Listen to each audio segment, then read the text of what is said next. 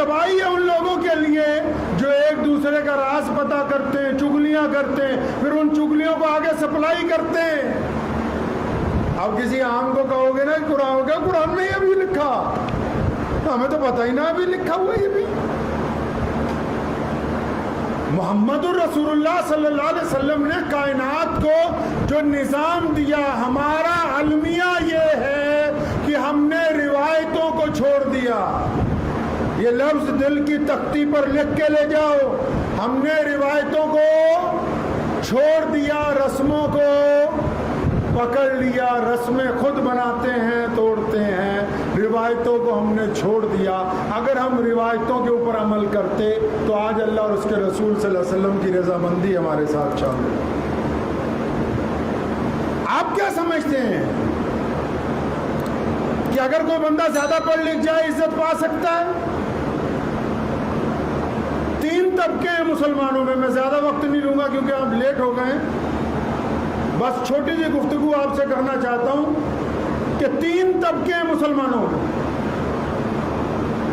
پہلا طبقہ مولویوں کا، تبلیغی جماعت والوں کا، سنیوں کا، بریلویوں کا، دیوبندیوں کا، سارے دیندار جو ہیں سارے، میرے نزدیک میں سمجھتا ہوں تین طبقے ہیں۔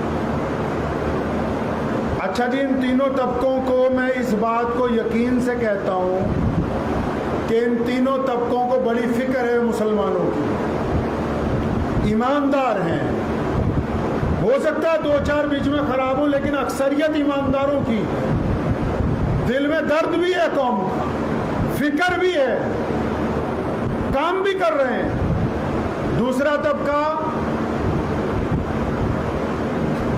جامعہ ملیہ اسلامیہ، علی گڑھ مسلم یونیورسٹی، مطلب ماڈرن مسلمان۔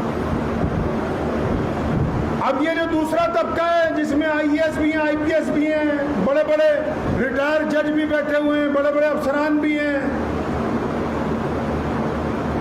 ان کے بارے میں بھی میری یہ رائے ہے، یہ بھی چاہتے ہیں کہ ہماری قوم تعلیم حاصل کرے، ان کے دل میں درد ہے، کام کرتے ہیں، ایسی کوئی بات نہیں۔ دو طبقے ہو گئے۔ تیسرا طبقہ مسلمان بیوپاریوں کا جو انڈسٹریلسٹ ہیں بڑے بڑے پورے انڈیا میں،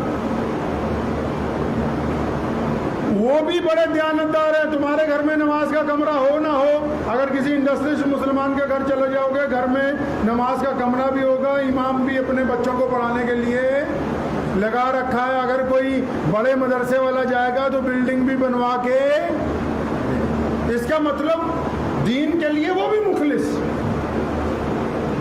تین طبقوں کو میں سمجھتا ہوں کہ تینوں طبقوں میں مسلمان ہیں اور تینوں ہی اپنی اپنی جگہ مخلص ہیں۔ ان میں دو دو چار چار ہوں گے جن کی نیت خراب ہوگی، لیکن اکثریت دیانتداروں کی۔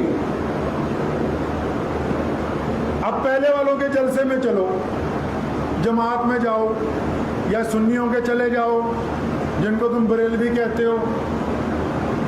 یہ پہلا طبقہ اگر آپ ان کے پروگرام میں جائیں گے تو آپ کو ایک بات بڑی طاقت سے کہے گا کہ اللہ کی مان لو، رسول اللہ کی مان لو، اللہ کی مان لو، رسول اللہ کی کہیے صلی اللہ، اور زور نہ بولو، بانڈیا کھانا، صلی اللہ، صلی اللہ۔ اگر آپ ان کے پروگرام میں چلے جائیں تو یہ بڑی دیانتداری سے، محبت سے کہیں بھی اللہ اور اس کے رسول کے راستے پہ چلو، عزت ملے گی۔ بات بھی بالکل ٹھیک ہے بھائی، چل پڑے جی اللہ اور اس کے رسول کے راستے پہ۔ اب جیسے ہی کوئی پنگا پڑا تو مسلمان ان کے پاس جائیں گے، اب میاں ہمارا کام نماز پڑھانا، ہم تمہارے ساتھ افسروں کے پاس، مطلب ایک وکٹ گر گئی۔ دوسرا طبقہ جن کا میں نے ذکر کیا، ماڈریٹ مسلمان، آپ ان کے پروگرام میں چلے جائیے، چاہے اسلامک کلچر سینٹر میں پروگرام ہو رہا ہو، چاہے جامعہ ملیہ اسلامیہ میں ہو رہا ہو، چاہے اوکھلا میں ہو رہا ہو، چاہے ندوۃ العلماء میں ہو رہا ہو، چاہے علی گڑھ کی مسلم یونیورسٹی میں ہو رہا ہو، آپ جائیں ان کے پروگراموں میں، یہ ایک بات بار بار مسلمانوں کو کہتے ہیں کہ تم پڑھتے وڑھتے نہیں، پڑھ جاؤ تو عزت پا جاؤ، پڑھ جاؤ تو تمہیں عزت مل جائے۔ चलो जी इनके पीछे भी लग गए आधे मुसलमान, आधे इधर लग गए, आधे इनके पीछे भी लग गए, बड़े बड़े IPS बनाए, IAS बनाए, सुप्रीम कोर्ट के जज तक रह गए हैं जी। फिर जब कोई मसला हुआ कौम के साथ उनके पास गए, देखो भाई हम तो सरकार के मुताबिक हैं, हमें तुम्हारी मदद नहीं कर सकते। दूसरी भी गिर गई विकेट। हाँ, अब तीसरे बचे इंडस्ट्रियलिस्ट, उनके प्रोग्रामों में जाइए जो आप वो प्रोग्राम करते हैं पर्सनालिटी डेवलपमेंट के, कारोबार के प्रोग्राम करते हैं। अगर वो मुसलमानों के इलाकों में कह रहे हैं क्या उनका क्या रोना है, अरे तुम काम वाम नहीं करते, निठल्ले घूम रहे, काम करो। मियाँ साहब, हमने इंडस्ट्री में भी हिंदुस्तान में मुसलमानों ने आज तक अपनी हैसियत से बढ़ के हिस्सा डाला है। हो सकता है कोई एक दो इलाकों के मुसलमान पिछड़ गए हों, वरना हम वो लोग हैं जिन्होंने अपनी मेहनत के बल के ऊपर मुल्क की इस रविश के ऊपर भी जाके खिदमत की है। अब उनके जलसे में चले जाओ, काम नहीं करते, काम करने लग गए, बेइंतहा पैसे भी कमाए। फिर जब कोई मसला हो गया बाहर, अब उनके पास जाते होंगे, भाई हम तो व्यापारी आदमी हैं, तुम्हारे पीछे थोड़ी जा सकते हैं। तीसरी भी गिर गई। हाँ, ये इसलिए ऐसा हो रहा है क्योंकि कुरान नहीं पढ़ते। कुरान ने कहा वातसिमू बिहब्लिल्लाहि जमीआ, अल्लाह की रस्सी को, बोलो अल्लाह की रस्सी को पकड़ तो तीनों ने रखा है, आगे नहीं बढ़ा। वला तफर्रकू, फरमाया अगर तुम आपस में लड़ोगे, फिरके बंदियां बनाओगे, अलग अलग जमातें बनाओगे, अलग अलग मसलक के ऊपर एक दूसरे के पीछे लड़ोगे, फरमाया फिर तुम्हारी हवा उखाड़ देंगे, फिर तुम्हें कोई इज्जत देने वाला नहीं है। बात आई समझ में? नहीं। तबलीगी जमात में जाइए, सुन्नी जमात में जाइए, रफ़ादान करके नमाज पढ़िए, खड़े होकर दरूद और सलाम पेश कीजिए, हाथ छोड़ के नमाज पढ़िए।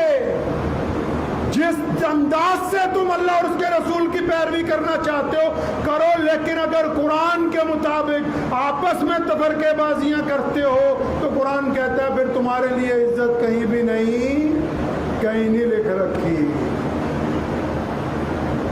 अपने मसलक पे रहिए, दूसरे के मसलक को छेड़िए नहीं। अपने धर्म पे रहिए, दूसरे के धर्म की बुराई ना कीजिए। बड़ी बड़ी कंपनियां जो हैं दुनिया में, वो किसी का भी सुना कि टोयोटा ने मारुति के खिलाफ इश्तिहार दिया हो? सुना कभी कि फोर्ड वालों ने कहा हो कि टोयोटा नहीं अच्छी? नहीं, वो अपनी क्वालिटी अच्छा बनाते हैं ताकि लोग खुद उनको खरीदने आए। मोहम्मद रसूलुल्लाह ने यही किया जब पूरी दुनिया में अंधकार फैला हुआ था।